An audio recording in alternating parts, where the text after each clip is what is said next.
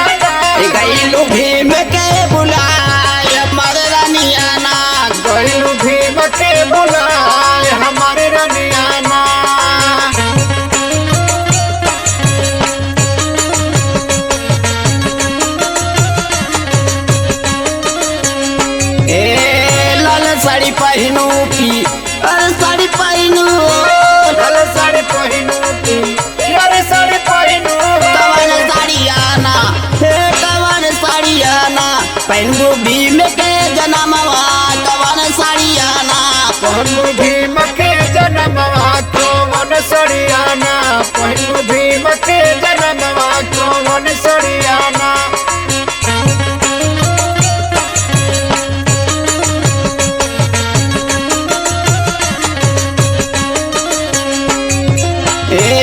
जिन पहिना पी, अरे जिन पहिना, लाल जिन पहिना पी, अरे जिन पहिना। हमारे रानियाना, ए हमारे रानियाना, पहिना भीम के जन्मवा, नीले साड़ियाना, पहिना भीम के जन्मवा, नीले साड़ियाना, पहिना भीम के जन्मवा, नीले साड़ियाना।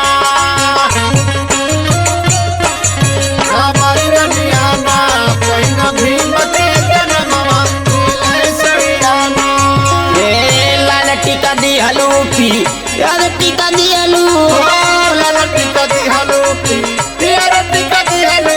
कवन टिकवाना, हे कवन टिकवाना, देबू भीम के जन्मवा, कवन टिकवाना, देबू भीम के जन्मवा, कवन टिकवाना, पहिन भीम के जन्मवा, कवन टिकवाना।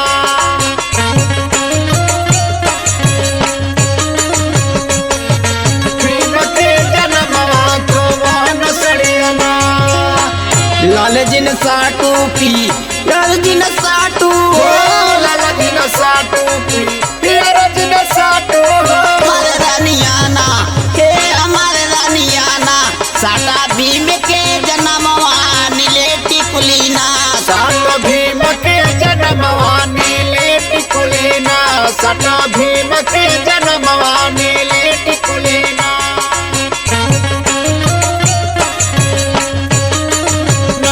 पहिनू भीम के जन्मवा, कवन साड़ियाना। लाल चूड़ी पहनू पी, अरे चूड़ी पहनू, लाल चूड़ी पहनू पी, यार चूड़ी पहनू।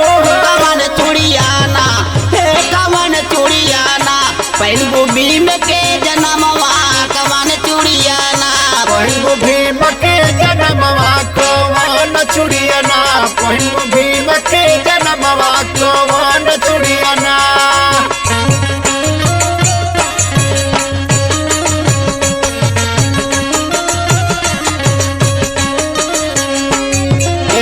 लाला जी न पहिना पी, अरे जी न पहिना हो, लाल जिन पहिना पी,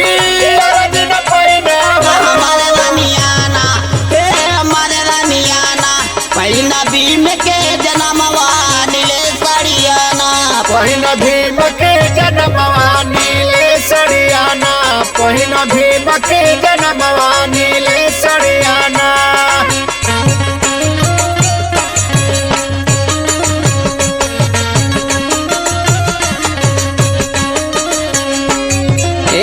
हीरावा तू पहिनू हो मोतिया तू पहिनू हो, हीरावा तू पहिनू हो मोतिया तू पहिनू हो। हमारे रानियाना हमारे रानियाना पहिनू भीम के जन्मवा कवन हरवाना। पहिनू भीम के जन्मवा कवन हरवाना।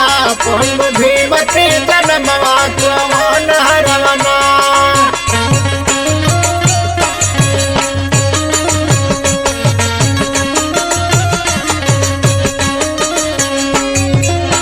हीरा जिन पहिना है मोतिया जिन पहिना, हीरा जिन पहिना है मोतिया जिन पहिना है। हमारे रानियाना हमारे रानियाना पहिना सोने का लकिटिया